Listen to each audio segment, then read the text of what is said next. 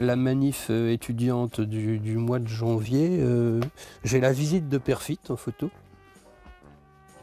mais pas les événements dans la cour. Il est modeste, l'historien. Son livre dresse pourtant un inventaire des plus complets des événements. En 68, Jean Quélien était étudiant à Caen, 2e année d'histoire. Il avoue avoir tout ignoré à l'époque de cette visite ministérielle, chahutée par une manifestation étudiante. C'était le 18 janvier, une amorce parmi d'autres de ce qu'il a baptisé un printemps en hiver.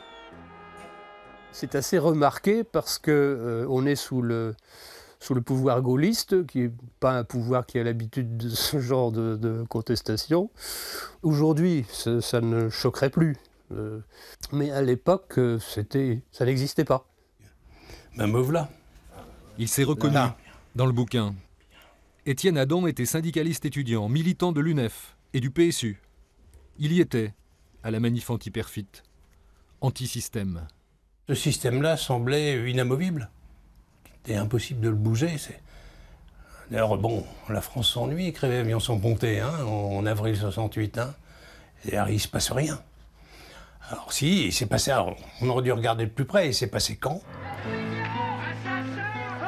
Caen et ses 10 000 manifestants, l'embrasement de la nuit du 26 janvier. L'événement à partir duquel Claude Cagnard avait écrit sa prophétie. On y retrouve tous les acteurs de ce feuilleton. Oui, il l'avait senti comme quelque chose qui était simplement une répétition générale. Le tout sur fond d'une contestation inscrite dans ces années 60. Ça a pris naissance au moment où la guerre d'Algérie commençait à faire mal dans l'opinion.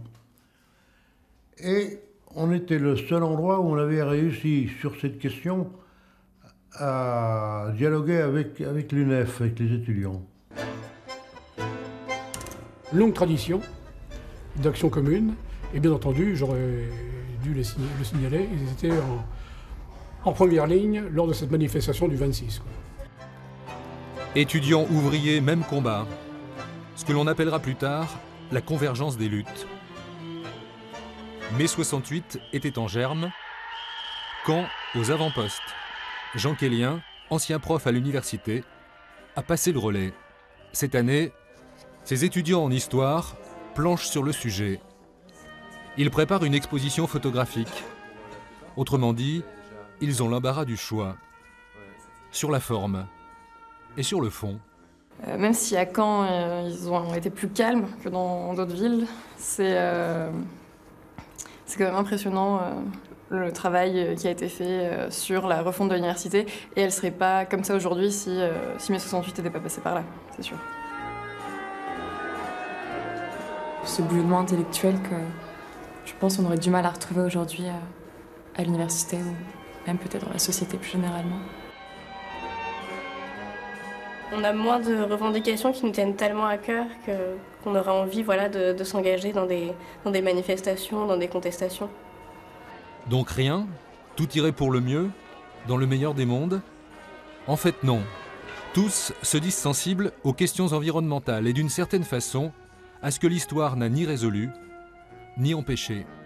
C'est vrai que maintenant il y a moins de contre-modèles par rapport à la société de consommation.